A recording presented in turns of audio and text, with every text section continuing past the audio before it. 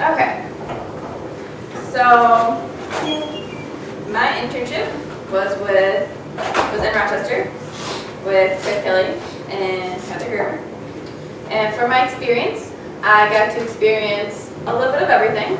I did medical observations, legal, educational, performing arts, and also community work. And this was way back when we started in, I want to say it was in December, when we first met our mentors. And we were doing a nativity scene. And so it was kind of like, we had a meeting, we were sitting down, and then Krystle was like, "You're going to interpret." And so we all went to a festival and interpreted the nativity scene for Christmas. So that was cool. Okay, so first I kind of just had like a photo montage. So, this is from the GBR RID mini conference. We've had MJ Bienvenue, as well as, I'm blanking on two other speakers, I'm really sorry. But we had to learn a lot about CDIs, and it was really great to interact with the deaf community, to observe the workshop, be a part of it, volunteer. It was a great experience. These pictures are from a play that I interpreted at NTID called Becoming Grandma Cat.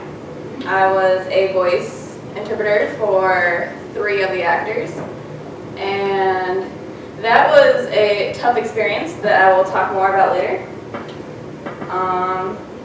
I interpreted Red Wings games throughout my experience, which was good. It was a great way to kind of just be in front of people and to kind of just get over the nerves. And the next picture you've just seen with Amber's presentation, and that was the Sorensen VRS tour. And that was really good because it debunked a lot of the myths that I had related to VRS.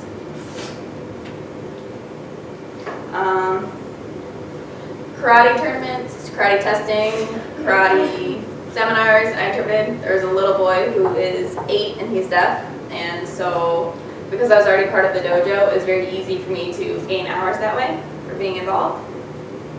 And then the other picture there is from the Adara conference. I was interpreting hotel check-ins. So how I found my mentorship. I was looking around and people weren't getting back to me, and time was running out, and Brian connected me with Chris Kelly and Heather Gerber. My advice to you, get out there now, start looking now, because it's really just, it's better. It's a lot easier than you're like stressed out, and yeah, it's a mess.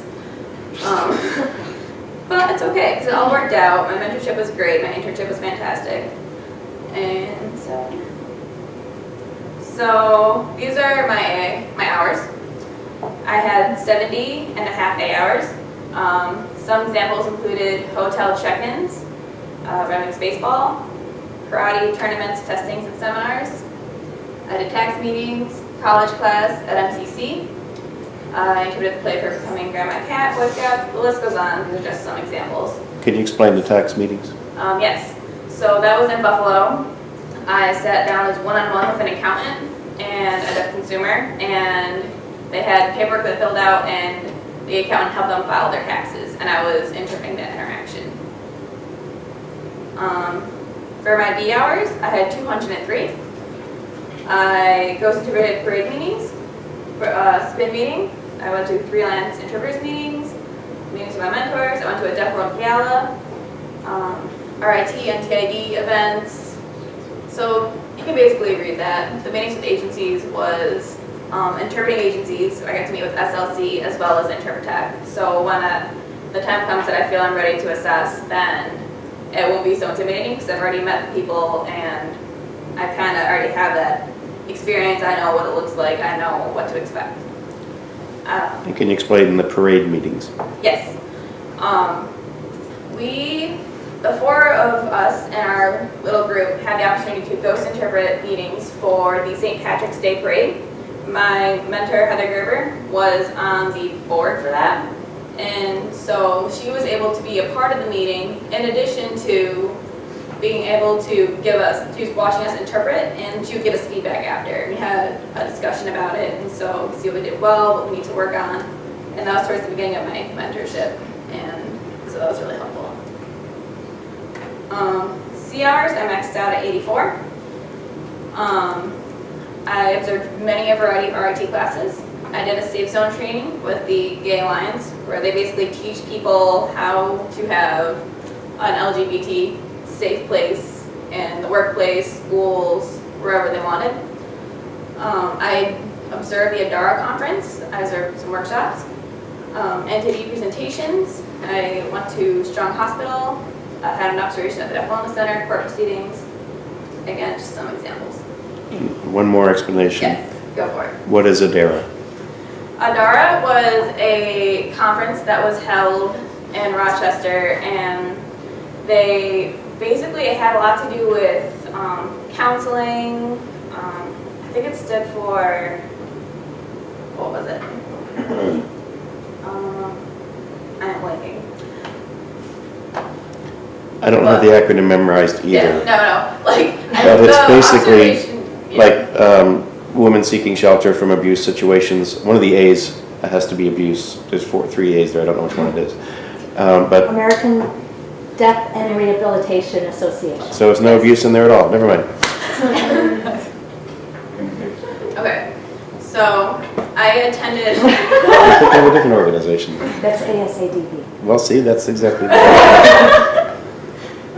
Sorry to interrupt. Sorry, the workshop that I personally attended, they were trying to come up with a survey for drugs and alcohol, and they're trying to have signs where they're trying to sign the survey, and they had things like, how would you describe this word? And then the deaf people were like, when they interpret, they're like, there's no affect. It's flat. And they're like, well, that's not a part, like ASL, you have to have expression in your face. But from the point of the survey, they were talking about how, but we don't want to sway them one way or the other of how they're feeling that specific emotion. And if you're showing that on your face, you know, that might be swaying them one way or the other. And so that is kind of like a discussion, and that was a really interesting workshop to attend. My total hours were 358 hours. So strengthening my ties to the deaf community. I just have a list of the many deaf events that I attended, and there's even more than that. Making a good impression with the deaf consumer. So showing up looking professional, hi, how are you doing? Making polite conversation. That really helps in strengthening your ties, because that's the impression that they're going to leave you with, or they're going to leave about you. So that is how I strengthen my ties. My toughest moments, the play, Becoming Grandma Cat, was really tough. There were 4 interpreters, and 2 of the 4 didn't show up until a couple days before the performance started, and the interpreter for the lead role did not show up the day before the performance started. And so as a result, we sounded very incohesive. We were relying on the script way too much, and I feel like it really fell apart. I was not happy with how that came out. I was able to get my friend Alexa, who's also working on the play. She was emailing them constantly. I was trying to bug, once I figured out 2 of the other interpreters, I was trying to constantly ask them to, like, please come, I want to discuss things with you, I'd like to make this more cohesive. None of them were really responsive, they were busy doing other things, and as a result, like, the play itself was fantastic, but the interpreting really fell apart. For the tax prep meetings, I was explaining those before. I had one consumer who were using signs that I have never seen before. So, like, for example, the word so, they signed it like this. So. Or every. So I've never seen that before. And so getting signs like that made communication really difficult. And so I was trying to be more gestural based, and we're trying to figure out how to do his taxes, and it took a lot longer than it should have. Finally did get it, but I left that not feeling very confident. And I'm going to tie this in with the Adara check-in too, because I kind of got the same lesson out of both from these experiences. I had a woman who was checking in. I think her last name must have been German or something like that.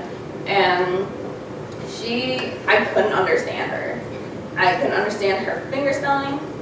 She would finger spell words that there's like easy ways to have signs for, like the word re-enter. And so, I don't know why, I just wasn't making the connection. And so the biggest lesson that I get out of that is, you're not going to understand everybody, and that's okay. But you can't also let that bring you down.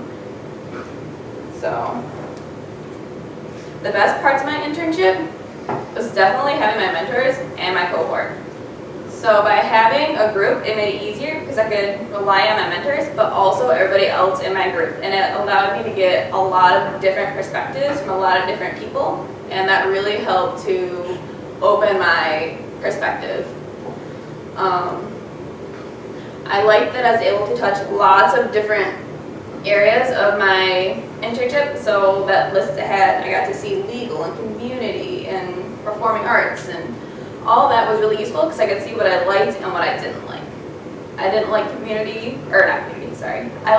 didn't like performing arts. The play was a struggle for me. I don't think I would probably do that again, but I really liked being in the medical setting.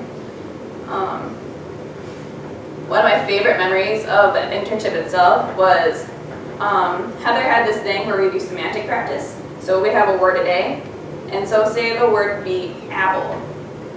So we think of how many different ways can we use the word apple.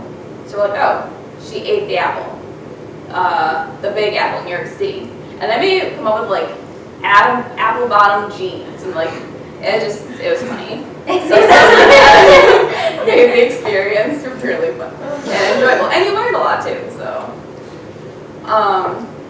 my advice for next year's interns: be engaged, ask questions. You're not going to learn unless you're involved. Network.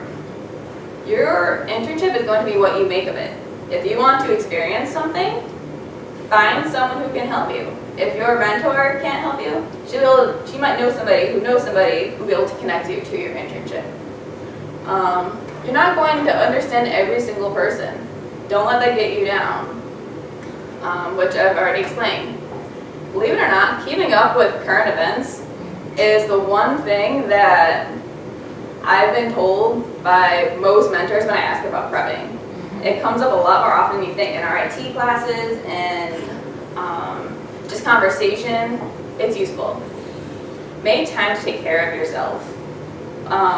With my internship and then my life at home, it was really stressful, and I really didn't make time to give myself an outlet or to kind of just decompress.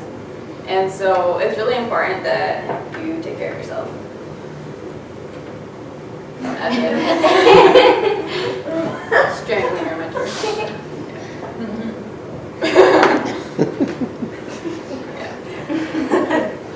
Was that clear?